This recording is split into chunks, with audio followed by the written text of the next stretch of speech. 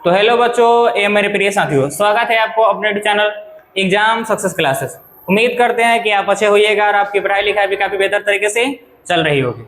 आज के हम इस वीडियो में पढ़ने वाले हैं 10th क्लास का बायोलॉजी का जो चैप्टर 2 है श्वसन।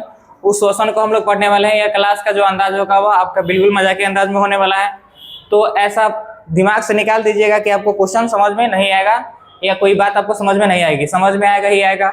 तो बिना समय गवाए हम इस क्लास को शुरू करते हैं। जो चैप्टर आपका है, जो दूसरा चैप्टर है वह श्वसन है आपका। इससे पहले हम चैप्टर 1 कर चुके हैं, उसका वीडियो लिंक पे डाल देंगे, हम देख लीजिए उसको। पहले एक लेसन देख लीजिएगा, उसके बाद में दूसरा लेसन का जो नाम है, जिसका नाम क्या है, श्वसन। देखिए, श्वसन उन सभी क्रियाओं का सम्मिलित रूप है जिसके द्वारा जीवों के शरीर में क्या होता है, ऊर्जा का उत्पादन होता है।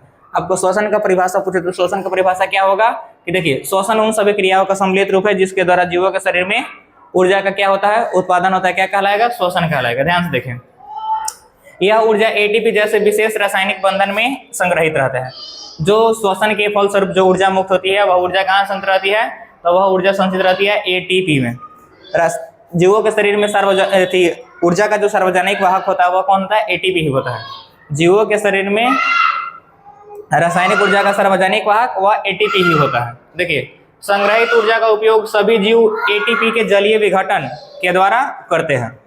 अब आगे देखते हैं, ये आपके श्वसन तंत्र का क्या है, फिगर है, तो इसको आप एक बार देख लीजिएगा। चलिए, और अगर भी आपको यह पीडीएफ चाहिए तो आपको यह पीडीएफ मिल जाएगा। आप जो नंबर दिया रहता है नीचे, उस नंबर पर मैसेज कीजिएगा, आपको यह पीडीएफ प्रोवाइड करा दी जाएगी। चलिए देखिए, श्वसन क्रिया में अब ग्लूकोज के बारे में समझते हैं। अणुओं का ऑक्सीकरण, जो ग्लूकोज अणुओं का ऑक्सीकरण होता है वह कोशिका में होता है, इसलिए इसे क्या कहते हैं? कोशिकीय श्वसन कहते हैं। अब कोशिकीय श्वसन का परिभाषा क्या होता है, कोशिकीय श्वसन क्या है, इसको डिटेल रूप से हम नीचे जानने का प्रयास करते हैं। देखिए, यह मानव कोशिका के अंदर होता है। जो कोशिकीय श्वसन होता है वह कहाँ होता है? मानव कोशिका के अंदर होता है। यह एक जटिल प्रक्रिया है। जो कोशिकीय श्वसन है वह क्या है? जटिल प्रक्रिया है, जिसके द्वारा पाचन के फलस्वरूप बना ग्लूकोज कोशिका के अंदर टूट जाता है और हमें क्या प्रदान करता है? ऊर्जा प्रदान करता है। क्या प्रदान करेगा? ऊर्जा प्रदान करेगा। ग्लूकोज टूटने के बाद में ऑक्सीजन, उसका जो कोशिकीय श्वसन होगा, तो ग्लूकोज टूटने के बाद में हमें क्या प्रदान करेगा? हमें प्रदान करेगा ऊर्जा। क्या? ऊर्जा, जिस ऊर्जा का हम उपयोग करेंगे। चलिए आगे देखते हैं। संपूर्ण कोशिकीय श्वसन का दो अवस्था। देखिए, जो यह पूरा श्वसन, संपूर्ण कोशिकीय श्वसन है, उसको हम दो अवस्थाओं में बांट सकते हैं, दो अवस्थाओं में विभाजित कर सके हैं। तो उसका जो पहला अवस्था है, कोशिकीय श्वसन का जो पहला अवस्था है, उसको क्या बोलेंगे हम? अवायवीय श्वसन। कौन सा श्वसन? अवायवीय श्वसन। यह कोशिका द्रव्य में पूर्ण होती है। यह ऑक्सीजन की अनुपस्थिति में होता है, अतः इसे अनॉक्सी श्वसन भी कह सकते हैं। अवायवीय श्वसन का दूसरा नाम अनॉक्सी श्वसन। अवायवीय श्वसन का दूसरा नाम अनॉक्सी श्वसन। पूछेगा कि अवायवीय श्वसन की क्रिया कहाँ होती है, तो आप क्या बताइएगा? कोशिका द्रव्य में। अवायवीय श्वसन की क्रिया कहाँ होती है? कोशिका द्रव्य में होती है। अब देखिए, दूसरी अवस्था जो है वह आपका वायवीय श्वसन है। यह माइटोकॉन्ड्रिया में होता है। वायवीय श्वसन की क्रिया जो होती है वह माइटोकॉन्ड्रिया में होती है। यह ऑक्सीजन की उपस्थिति में होती है, इसलिए ऑक्सी श्वसन भी कहते हैं इसे। सबसे पहले हम क्या देखे हैं कि जो कोशिकीय श्वसन होता है, कोशिकीय श्वसन कोशिका के अंदर होता है। यह एक जटिल प्रक्रिया है जिसमें क्या होता है? ग्लूकोज का विखंडन कर उसे किस में बदला जाता है? ऊर्जा में बदला जाता है। उसके बाद में देखें हम कि कोशिकीय श्वसन जो होती है उसकी दो अवस्था होती है। पहली होती है अवायवीय श्वसन, दूसरा होता है वायवीय श्वसन। अवायवीय श्वसन में देखें कथी, यह अवायवीय श्वसन की क्रिया जो होती है वह कोशिका द्रव्य में होती है। ऑक्सीजन की उपस्थिति में होने के कारण इसे अनॉक्सी श्वसन कहते हैं। अब देखें हम कथी, वायवीय श्वसन। वायवीय श्वसन क्या होती है? माइटोकॉन्ड्रिया में होती है। वायवीय श्वसन की क्रिया माइटोकॉन्ड्रिया में होती है। यह ऑक्सीजन की उपस्थिति में होती है, इसलिए इसे क्या कहते हैं? इसलिए इसे ऑक्सी श्वसन कहते हैं। किसे? वायवीय श्वसन को। अब हमारा टॉपिक निकल के आता है। अब हम जानने का प्रयास करते हैं कि वायवीय श्वसन और अवायवीय श्वसन में क्या अंतर है। वायवीय श्वसन और अवायवीय श्वसन में क्या अंतर है, ये हमारा क्वेश्चन हो जाएगा। यह बहुत ही महत्वपूर्ण टॉपिक है, इसलिए यहाँ से क्वेश्चन आते हैं, इसलिए इसको आप ध्यान में रखिएगा। चलिए देखिए, वायवीय श्वसन और अवायवीय श्वसन में मुख्य अंतर निम्नलिखित है। वायवीय श्वसन और अवायवीय श्वसन में मुख्य अंतर निम्नलिखित है। पहला अंतर देख लेते हैं। वायवीय श्वसन जो होती है वो ऑक्सीजन की उपस्थिति में होती है। वायवीय श्वसन ऑक्सीजन की उपस्थिति में होती है, जबकि अवायवीय श्वसन ऑक्सीजन की अनुपस्थिति में होती है। तो वायवीय श्वसन और अवायवीय श्वसन में पहला अंतर क्या देखे कि जो वायवीय श्वसन होती है वो ऑक्सीजन की उपस्थिति में होती है, जबकि अवायवीय श्वसन जो होती है वो ऑक्सीजन की अनुपस्थिति में होती है। दूसरे अंतर के बारे में देखते हैं। दूसरा अंतर है आपका वायवीय श्वसन का प्रथम चरण कोशिका द्रव्य में होता है। वायवीय श्वसन का प्रथम चरण कहाँ होता है? कोशिका द्रव्य में, तथा द्वितीय चरण माइटोकॉन्ड्रिया में होता है। जबकि अवायवीय श्वसन की पूरी क्रिया क्या होती है? कोशिका द्रव्य में होती है। आपसे पूछा जाएगा, लेकिन देखिए ध्यान से देखिए, प्रथम चरण द्वितीय चरण से मतलब नहीं है। आपसे अगर पूछा जाएगा कि वायवीय श्वसन कहाँ होती है? माइटोकॉन्ड्रिया में। जबकि वायवीय श्वसन कहाँ होती है? तो माइटोकॉन्ड्रिया में। जबकि अवायवीय श्वसन कहाँ होती है? कोशिका द्रव्य में होती है। इसको ध्यान में रखिए। तो दूसरा का अंतर क्या हुआ कि वायवीय श्वसन की क्रिया माइटोकॉन्ड्रिया में होती है, जबकि अवायवीय श्वसन की क्रिया कहाँ होती है? कोशिका द्रव्य में होती है। दूसरा अंतर देख लिए। अब तीसरे अंतर के देखिए। तीसरा अंतर देखिए, वायवीय श्वसन में अवायवीय श्वसन की तुलना में बहुत ज्यादा ऊर्जा मुक्त होती है। वायवीय श्वसन में क्या होता है कि अवायवीय श्वसन से ज्यादा क्या होता है? ऊर्जा मुक्त होता है। अब आगे देखते हैं पौधों में श्वसन। हम लोग देखते हैं पौधों में श्वसन। पौधों में श्वसन में अगर देखा जाएगा तो पौधों में श्वसन गैसों का आदान प्रदान शरीर की सतह द्वारा विसरण क्रिया द्वारा होता है। पौधों में जो श्वसन होती है वह किस क्रिया द्वारा होती है? विसरण क्रिया द्वारा होती है। रंध्र या स्टोमाटा से जो गैसों का आदान प्रदान होता है उसे क्या कहते हैं हम लोग? विसरण क्रिया द्वारा। उनमें क्या होता है? श्वसन होता है। तो पौधों में श्वसन किस क्रिया द्वारा होती है? तो विसरण क्रिया द्वारा। उनमें गैसों का आदान प्रदान कौन से अंग से होता है? तो रंध्र या स्टोमाटा के माध्यम से। किसके माध्यम से होता है? रंध्र या स्टोमाटम के माध्यम से। अब ध्यान से देखिए, पेड़ पौधों में गैसों का आदान प्रदान पत्तियों के रंध्रों द्वारा होती है। पत्तियों में जो छिद्र पाए जाते हैं जिसको रंध्र या स्टोमाटा कहते हैं, उससे से क्या होता है? उनके गैसों का आदान प्रदान होता है। कहाँ? किसमें? पेड़ पौधों में। अब अगला देखते हैं कि पौधों में श्वसन की क्रिया जंतुओं के श्वसन से किस प्रकार भिन्न है। जैसे हम लोग में श्वसन होती है, जंतुओं में श्वसन की क्रिया और पेड़ पौधों में श्वसन की क्रिया किस प्रकार भिन्न है, उसमें अंतर तो दिखाई देता है। हमको भी लगता है, आपको भी लगता है। तो ये अंतर किस कारण है, उस अंतर के बारे में समझना होगा। देखिए, पौधों में श्वसन की क्रिया जंतुओं के श्वसन से निम्नलिखित प्रकार से भिन्न है। अब कौन कौन से प्रकार है, किस कारण से भिन्न होती है? देखिए, पौधों के प्रत्येक भाग अर्थात जड़, तना तथा पत्तियां अलग अलग श्वसन होते। पत्तियों में अलग अलग श्वसन होता है। इन सभी जड़, चाहे वह पेड़ का जड़ हो, तना हो तथा पत्तियां हो, वह सब क्या होती है? श्वसन में भाग लेती है। जंतु की तरह पौधे में श्वसन गैसों का परिवहन नहीं होता है। हम लोग में क्या होगा कि श्वसन गैसों का परिवहन होगा। ऑक्सीजन देखिए, जाने के लिए तो बहुत सारी गैसें जाती है। जैसे हम सांस लेंगे, सांस लिए तो पर्यावरण में जो हवाएं होगी, हवाओं के साथ जो गैस, जिन जिन गैसों का मिश्रण होगा वह सब हमारे यहाँ जाएगी, फेफड़ा में जाएगी। देखिए, ऑक्सीजन जाएगी, नाइट्रोजन जाएगा, कार्बन डाइऑक्साइड जाएगा, सब जाएगी। लेकिन जिसकी जरूरत है, किसकी जरूरत है? ऑक्सीजन की जरूरत है। तो ऑक्सीजन हम रख लेंगे, बाकी सबको क्या कर देंगे? फिर वापस छोड़ देंगे उच्छ्वास के माध्यम से। तो इसमें कहा होगा कि लेकिन पौधों में जब होता है तो हम लोग में परिवहन की आवश्यकता होती है, लेकिन जंतुओं में परिवहन की आवश्यकता नहीं होती है। तीसरा दिया है, पौधों में जंतुओं की अपेक्षा श्वसन की गति धीमी होती है। पेड़ पौधों की ऊर्जा की कमी होती है, उन्हें गति नहीं करना होता है, इस कारण उनमें श्वसन की गति जो होती है वह धीमी होती है। परंतु जंतुओं में ऊर्जा की आवश्यकता अधिक होती है। जंतु गति भी करते हैं, इसलिए उनमें ऊर्जा की आवश्यकता क्या होती है? ज्यादा होती है। तो श्वसन की गति भी क्या गति होती है? तेज होती है जंतुओं में। पौधों में श्वसन की गति धीमी, परंतु जंतुओं में श्वसन की गति काफी होती है, काफी तेज होती है। चलिए आगे देखिए, यह पौधों में श्वसन की क्रिया को दर्शाया गया है इस फिगर के माध्यम से। जैसे देख पा रहे होंगे, सूर्य का प्रकाश होगा, वायुमंडल से होगा, सूर्य से होगा, हर चीज से जो जरूरत की चीजें होती है वह पेड़ पौधे अपना क्या कर लेते हैं? ले लेते हैं।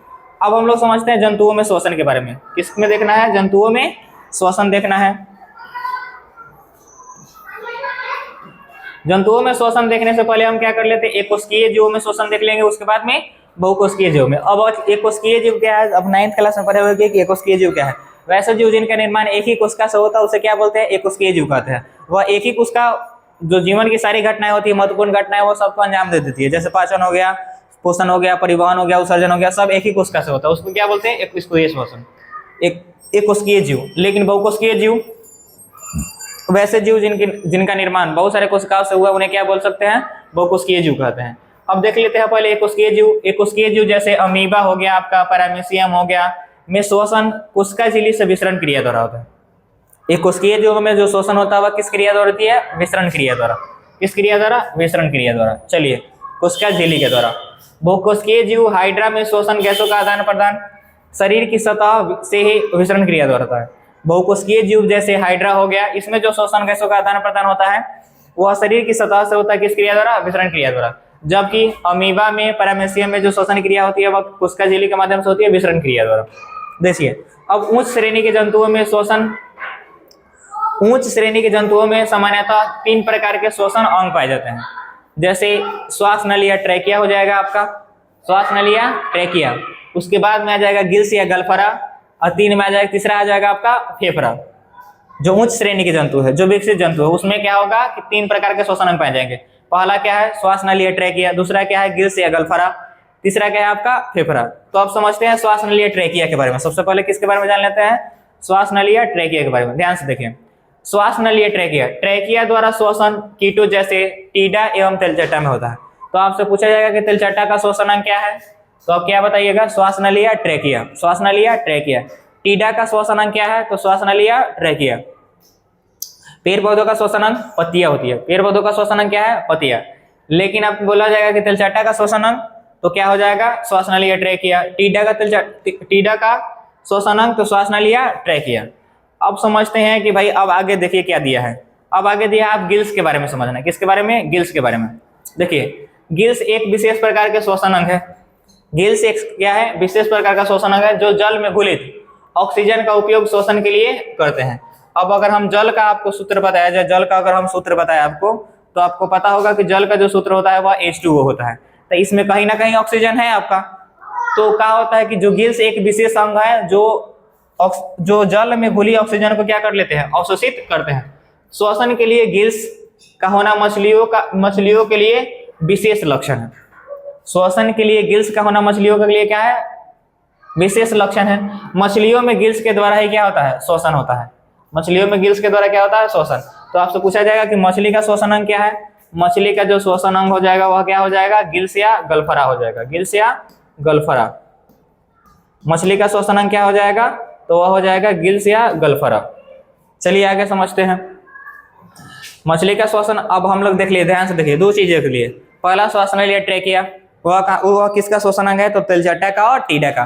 दूसरा देखें मछली, तो मछली का श्वसन अंग क्या होता है? गिल्स या गलफरा, गिल्स या गलफरा।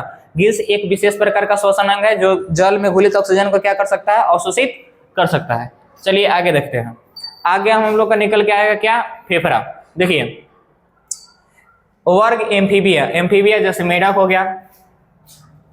एम्फीबिया वर्ग में मेढक के अतिरिक्त त्वचा तथा गिल्स से भी श्वसन होता है।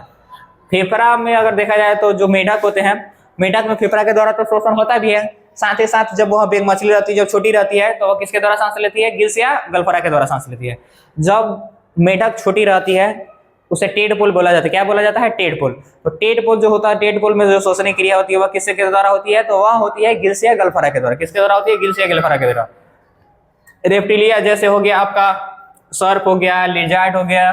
सर्प मतलब सांप, लिजार्ड मतलब छिपकली, कछुआ तथा मगरमच्छ तथा उच्चतम श्रेणी के वर्टिब्रेटा जैसे एविज यानी पक्षी तथा मैमेलिया जैसे मनुष्य। मैमेलिया वर्ग में जो श्वसन होता है सिर्फ और सिर्फ किसके द्वारा होता है? फेफड़ा के द्वारा होता है। किसके द्वारा होता है? फेफड़ा के द्वारा। अब तो हम देखिए, तो आपसे पूछा जाएगा कि सांप का श्वसन अंग क्या है? फेफड़ा। छिपकली का श्वसन अंग क्या है? फेफड़ा। कछुआ का श्वसन अंग क्या है? फेफड़ा। मगरमच्छ का श्वसन अंग फेफड़ा। जितने भी पक्षी वगैरह है उसमें श्वसन के लिए क्या पाया जाता है? फेफड़ा। मनुष्य का श्वसन अंग फेफड़ा। मनुष्य का श्वसन अंग क्या है? फेफड़ा। अब समझते हैं हम श्वसन अंग के बारे में। देखिए मनुष्य में नासिका छिद्र, स्वर तंत्र या लैरिक्स, श्वास नली या ट्रैकिया, फेफड़ा मिलकर क्या निर्माण करती है? श्वसन अंग का निर्माण करती है। मनुष्य में नासिका छिद्र, उसके बाद में आपका आ जाएगा स्वर तंत्र या लैरिक्स, यहाँ जो देख पा रहे हैं स्वर तंत्र या लैरिक्स, उसके बाद में आ जाएगा आपका श्वास नली या ट्रैकिया, और फेफड़ा मिलकर किसका निर्माण करेगा? श्वसन अंग का निर्माण करेगा। किसका निर्माण करेगा? श्वसन अंग का। देखिए अब मानव का श्वसन मार्ग देखिए कि किस किस रास्ते से श्वसन की क्रिया होती है। ध्यान से देखिए, मानव जब श्वसन करता है, मानव जब सांस लेता है, तो वायु जिस मार्ग का अनुसरण करती है उसे उस मार्ग का क्या उस मार्ग को हम क्या कहते हैं? श्वसन मार्ग कहते हैं। मतलब श्वसन के दौरान जिन मार्गों से हवा जाती है उन मार्गों को क्या कहते हैं? हम लोग श्वसन मार्ग कहते हैं। क्या कहते हैं? श्वसन मार्ग कहते हैं। अब आगे देखिए, श्वसन मार्ग भी जान गए आप लोग। अब श्वसन मार्ग में क्या होगा? अब ध्यान से देखिए, अब यहाँ से देखिए नासिका छिद्र से स्टार्ट होगा, यहाँ आएगा स्वर तंत्र या लैरिक्स के पास में। अब उसके बाद भाई श्वास नली आपका ट्रेकिया हो जाएगा। अभी जो टोटल आपको बनावट दिखाई दे रही है, टोटल जो बनावट है, ये टोटल जो बनावट दिखाई दे रही है वो किसका है? फेफड़ा का है। किसका है? फेफड़ा का। और जो लास्ट में वायु के गुच्छे के समान होता है उसको क्या बोलते हैं? कुपिकाय बोलते हैं, या श्वसनिकाय बोलते हैं, जिसको हम लोग वायु कोष्ठिका भी बोलते हैं। क्या बोलते हैं? वायु कोष्ठिका। चलिए आगे देखिए श्वसन मार्ग हम लोग का। श्वसन मार्ग में सबसे पहले नासिका छिद्र, उसके बाद में ग्रसनी, तब आपका आ जाएगा पहले ही नासिका छिद्र हो गया, उसके बाद में आपका स्वर तंत्र या लैरिक्स हो गया, तब ग्रसनी हो गया, ग्रसनी, उसके बाद में आपका स्वर तंत्र या लैरिक्स, उसके बाद में आपका श्वास नली या ट्रेकिया आ जाएगी, तब ब्रोंकस ब्रोंकियोलस, उसके बाद में वायु कोष्ठिका। नासिका छिद्र ग्रसनी, उसके बाद स्वर तंत्र या लैरिक्स, श्वास नली या ट्रेकिया, ब्रोंकस ब्रोंकियाई जिसको बोला है ब्रोंकियाई ब्रोंकियोलिस, उसके बाद में वायु कोष्ठिका, रुधिर कोशिका, यह सब क्या होती है? श्वसन में भाग लेती है। तो यह श्वसन मार्ग का क्या है? रास्ता है। पहला क्या है? नासिका छिद्र, मतलब नाक में जो छेद पाया जाता है उसको क्या बोलते हैं? नासिका छिद्र बोलते हैं। उसके बाद में आपका आ जाएगा ग्रसनी। ग्रसनी के बाद में क्या दिया है? स्वर तंत्र या लैरिक्स, स्वर तंत्र या लैरिक्स। उसके बाद में आपका आ जाएगा श्वास नलिया, यहाँ से स्टार्ट होगा श्वास नलिया ट्रेकिया। उसके बाद में आ जाएगा आपका ब्रोंकियाई, जब दो भागों में बटेगा तो क्या कहलाएगा? ब्रोंकियाई। अब आपको बता दिया जाए, अब ध्यान से देखिए। सबसे पहले नासिका छिद्र, नाक में जो छेद होगा उसको नासिका छिद्र बोलेंगे। उसके बाद में यह ग्रसनी का पार्ट है, यहाँ आपको आ जाएगा श्वास नली या ट्रेकिया। उसके बाद में आप श्वास नली अब यहाँ आपको आ जाएगा ग्रसनी, ग्रसनी के बाद में आ जाएगा आपको स्वर तंत्र या लैरिक्स, स्वर तंत्र या लैरिक्स के बाद में आ जाएगा श्वास नली या ट्रेकिया। अब यहाँ जब दो भागों में बट रही है, एक इधर भाग आ जा रहा है, एक इधर भाग आ रहा है, तो यह जो दो भागों में बट रही है उसको बोलते हैं ब्रोंकियाई। और उसके बाद में ब्रोंकियाई जो बहुत सारे भागों में बढ़ जा रही है, या जो देख पा रहे होंगे, उसको बोलते हैं ब्रोंकियोलिस। क्या बोलते हैं? ब्रोंकियोलिस बोलते हैं। अब लास्ट में जो वायु का गुच्छा है जो इस प्रकार यहाँ से निकाल के दिखाया गया है आपको, जो लास्ट में गुच्छा के समान बचता है उसको बोलते हैं वायु कोश।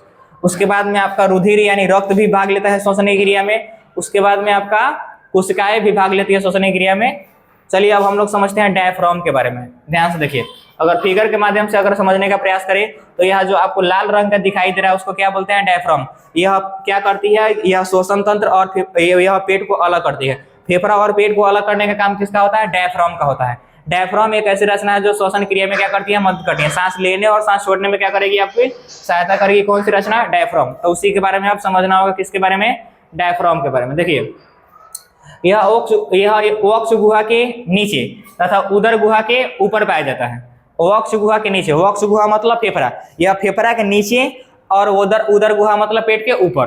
वक्ष गुहा के नीचे और फेफड़ा के ऊपर, मतलब यह क्या करेगी? फेफड़ा को और पेट को अलग करने का काम करती है। कौन? डायफ्राम करती है। कौन करती है? डायफ्राम।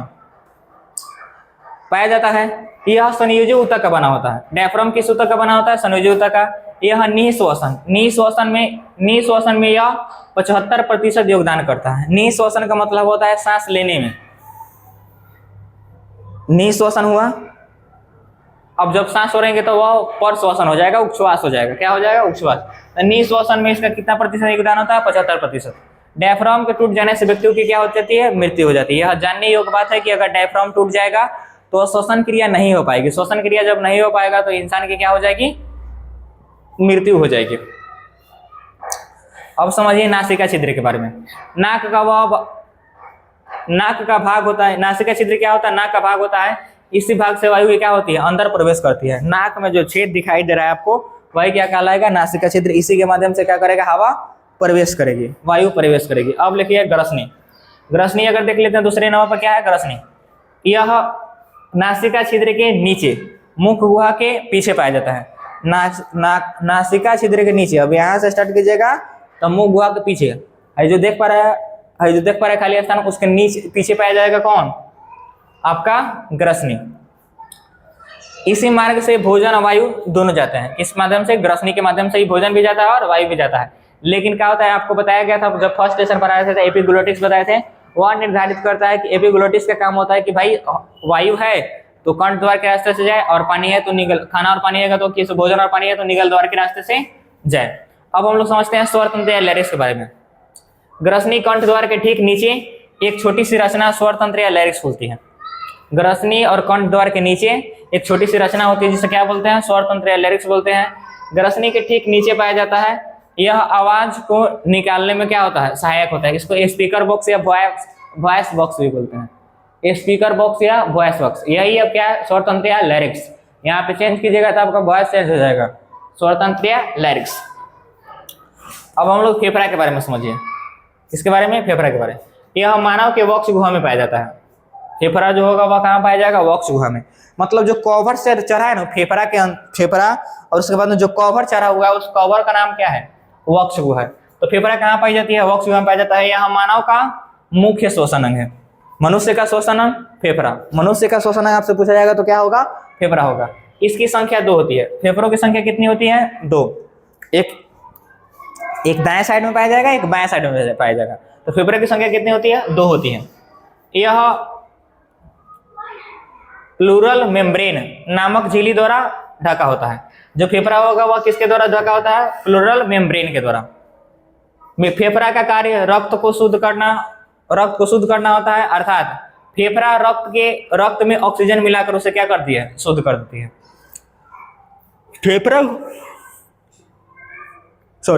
फेफड़ा का जो काम होता है वह रक्त को शुद्ध करना होता है। रक्त को शुद्ध करने का मतलब ही ना कि उसमें क्या करेगा, एकदम सेंट मार के शुद्ध कर देगा। सेंट मारने का काम नहीं है। उसमें क्या हो जाती है, जब फेफड़ा उसमें क्या कर देगी, ऑक्सीजन मिला देगी रक्त में, तो वह क्या हो जाएगा, रक्त शुद्ध हो जाएगा।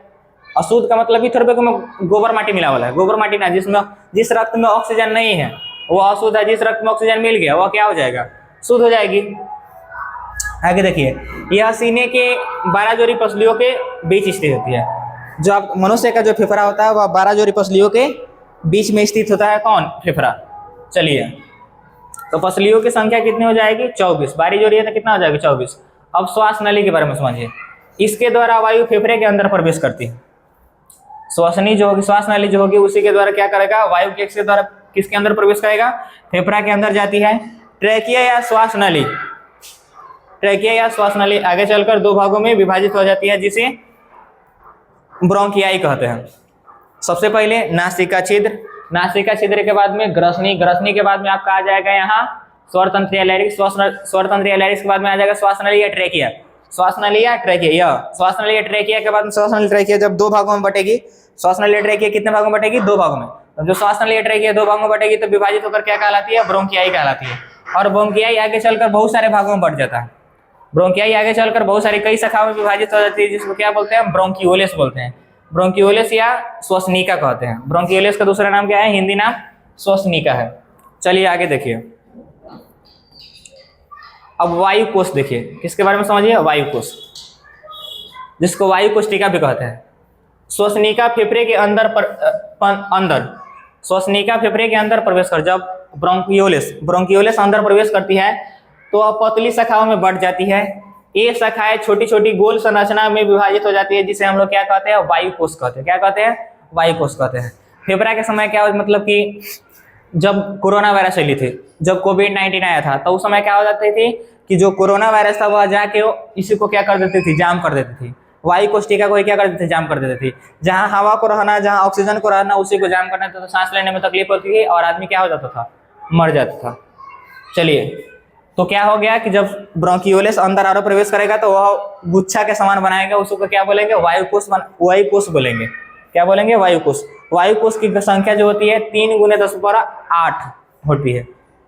प्रत्येक फेफड़े में वायु कोष्ठिका की संख्या कितनी होगी, 3 × 10⁸। अब श्वसन क्रिया समझते कि श्वसन क्रिया क्या है, ध्यान से देखिए। श्वसन 2 क्रियाओं का सम्मिलित रूप है। जो श्वसन है 2 क्रियाओं का सम्मिलित रूप है। पहली क्रिया में हवा नासिका से फेफड़े तक पहुंचती है। जब हम सांस लेते हैं, देखिए ध्यान से देखिएगा, तब जब हम सांस लिए तो ऑक्सीजन जो होगा, वायु जो होगा, कहाँ प्रवेश किया, फेफड़े में। यह पहली क्रिया है। अब पहली क्रिया अब हो जाएगा, तो पहली क्रिया में देखिए अब क्या होता है, जहाँ इसका ऑक्सीजन फेफड़े की दीवार में स्थित रक्त कोशिकाओं के रक्त में चला जाता है। इस क्रिया को हम क्या कहते हैं, प्रश्वास कहते हैं। सांस लेने की क्रिया प्रश्वास। सांस ना भाई, ई ना कि मदर इन लॉ, मतलब हमारा मेहरारू के मम्मी। यहाँ सांस नहीं बोला जा रहा है, सांस बोला जा रहा है। सांस बिंदु बला को हम लोग क्या बोलते हैं, सांस बोलते हैं। तो सांस हो जाएगा, तो भाई हम सांस क्या करेंगे, लेके सांस बोलिए, सांस। तो क्या होता है कि जब हम सांस लेंगे तो यह क्या करेगी, फेफड़े के अंदर प्रवेश करेगी। फेफड़े के अंदर क्या होगा, इसको वायु कोष्ठिका होगा, वायु कोष्ठिका रक्त का घना जाल होगा, और रक्त में क्या होगा, ऑक्सीजन उपस्थित होगा। ऑक्सीजन में क्या, अब रक्त में क्या होगा, हीमोग्लोबिन होगा। हीमोग्लोबिन क्या करेगा, रक्त को उठाएगा और ले जाकर रक्त में क्या कर देगा, मिला देगा। इसी को क्या कहते हैं, प्रश्वास। तो सांस लेने की क्रिया क्या कहलाएगी, प्रश्वास कहलाएगी। सांस लेने की क्रिया प्रश्वास। इसके विपरीत दूसरी क्रिया है उच्छ्वास कहलाती है। मतलब जब सांस लेने की क्रिया प्रश्वास है तो एक विपरीत क्या होगा, सांस छोड़ना। तो सांस छोड़ने की क्रिया क्या कहलाती है, उच्छ्वास कहलाती है। सांस लेने की क्रिया प्रश्वास, सांस छोड़ने की क्रिया उच्छ्वास, जिसके अंतर्गत रक्त से फेफड़े में आया कार्बन डाइऑक्साइड को बची हवा के साथ हम क्या करते हैं, नासिका छिद्र के माध्यम से क्या निकाल देते हैं, बाहर निकाल देते हैं। अब इसके बाद में थोड़ा सा समझने का प्रयास कीजिए कि होता कैसे है। ध्यान से देखिए, जब हम लोग श्वसन करते हैं, जब हम लोग सांस लेते हैं, जब हम लोग सांस लेंगे तो सांस लेने में क्या होता है कि वायु, अगर हम वायु लेते हैं तो वायु में कौन कौन सी, वायु में बहुत सारी गैसें हैं। नाइट्रोजन आपका होगा 78%, नाइट्रोजन क्या होगा 78%। हम लोग क्या कर रहे हैं, प्रश्वास का बात कर रहे हैं। सांस लेने की क्रिया क्या कहलाती है, प्रश्वास। जब प्रश्वास करेंगे तो नाइट्रोजन गैस कितना प्रतिशत, 78%। ऑक्सीजन आपका कितना होगा, 21%। ऑक्सीजन गैस कितनी प्रतिशत होगी, 21%। आपका जो कार्बन डाइऑक्साइड होगा यानी CO2 वह कितना प्रतिशत होगा, 0.003%, 0.003% यह होगा। तो अब हम लोग का इस सब का कामना है। तो उच्छ्वास में हम क्या करेंगे, उच्छ्वास में हमारा नाइट्रोजन का 78%, नाइट्रोजन 78% लिया था, 78% नाइट्रोजन का कोई काम नहीं है तो 78% नाइट्रोजन क्या कर देंगे, छोड़ देंगे। ऑक्सीजन हम लिए थे, ऑक्सीजन का हम लोग का काम भी रहता है, तो ऑक्सीजन हम लेते हैं 21%, छोड़ते हैं 17%। इसका मतलब कितना प्रतिशत रख लिए, तो 4% रख लिए। कितना प्रतिशत रख लिए, 4% रख लिए। अब हम लिखते हैं CO2। अब ध्यान से देखिए, जो पहले से फेफड़ा में कार्बन डाइऑक्साइड उपस्थित होगा उसको बची हवा के साथ बाहर निकलने का काम तो उच्छ्वास का ही होगा। तो इसमें 4% समझ के चलिए, माना लगभग 4% हम क्या छोड़ते हैं, कार्बन डाइऑक्साइड छोड़ते हैं। तो यह प्रश्वास यानी सांस लेने वाली क्रिया हो गई। क्या हो गई, सांस लेने वाली क्रिया। और यह उच्छ्वास यानी सांस छोड़ने वाली क्रिया हो गई।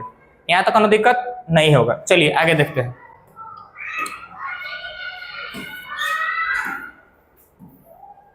यह दिया गया है आपको वायु, यह मानव श्वसन तंत्र का आपका क्या दिया गया है, चित्र दिया गया है, जो अच्छी प्रकार से हम क्या सकते हैं, देख सकते हैं। यही जो श्वास नलिका ट्रेकिया दो भागों में बढ़ रही है उसको बोलते हैं ब्रोंकियाई। अब ब्रोंकियाई आगे चलकर बहुत सारे जो भागों में बढ़ रहा है उसको क्या बोलेंगे, ब्रोंकियोलिस बोलेंगे। क्या बोलेंगे, ब्रोंकियोलिस।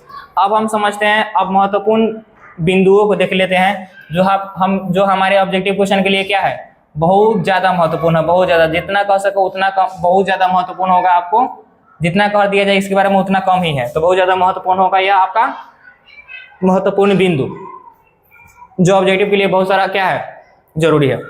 भोजन का पचना क्या कहलाता, उपचयन अभिक्रिया। भोजन का पचना उपचयन अभिक्रिया है। उपचयन अभिक्रिया को ही क्या कह सकते हैं, ऑक्सीकरण अभिक्रिया। कौन सी अभिक्रिया, ऑक्सीकरण अभिक्रिया। टीबी या निमोनिया जो होती है वह संबंधित है किससे, स्वतंत्र से समझते थे। तो आपको पूछा जाएगा कि टीबी या निमोनिया रोग जो होता है वह किससे संबंधित है, तो वह श्वसन तंत्र से संबंधित है। या क्या है कि श्वसन तंत्र को ही प्रभावित करती है, फेफड़ा को ही क्या कर देती है, प्रभावित कर देती है।